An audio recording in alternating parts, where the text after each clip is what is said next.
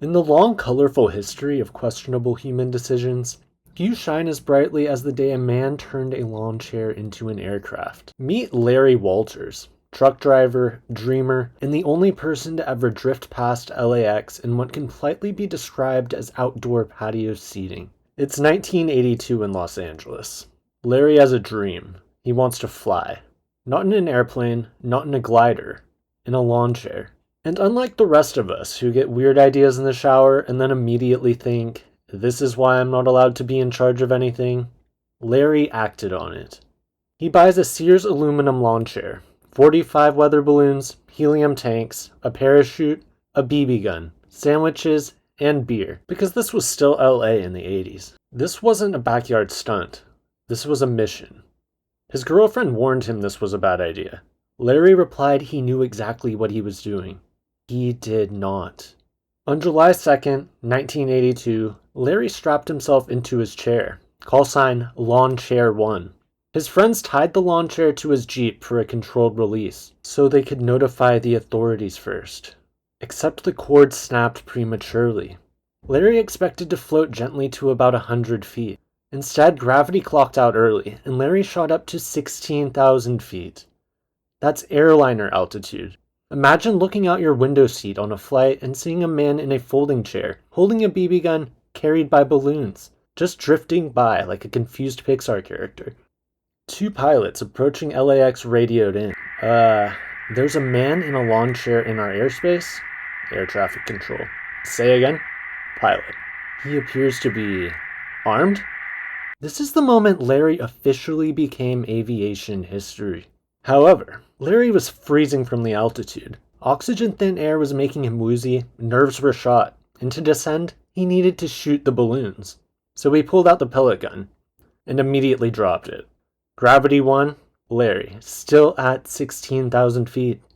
So he waited for a couple of hours, drifting over Los Angeles like a bargain bin Goodyear blimp, contemplating every life choice that led to this moment.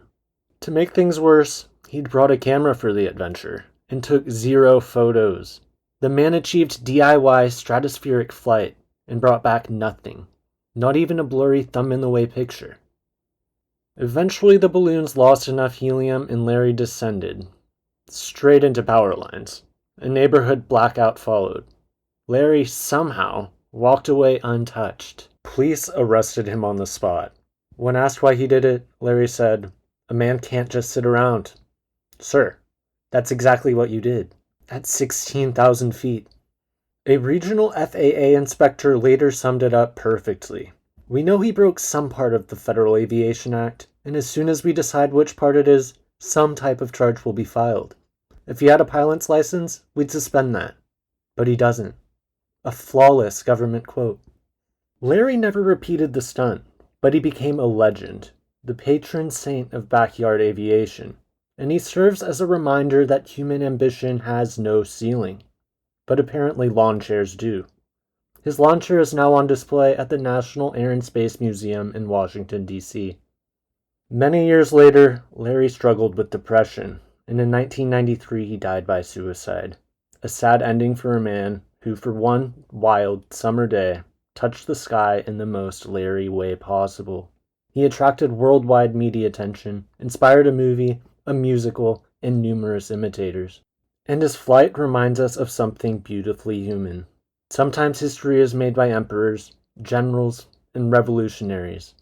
And sometimes it's made by a guy with a lawn chair, 45 balloons, and one incredible idea. Thanks for listening to History Passed Forward, where we're illuminating the stories that somehow got off the ground. Like I said, I just wanted to see the view over the valley. I had snacks. Everything was fine until the breeze picked up. Sir, you drifted into a flight path and now your chair's wrapped in power lines. Yeah, I can see that, but I'm on the ground. Nobody's hurt. Balloons will leak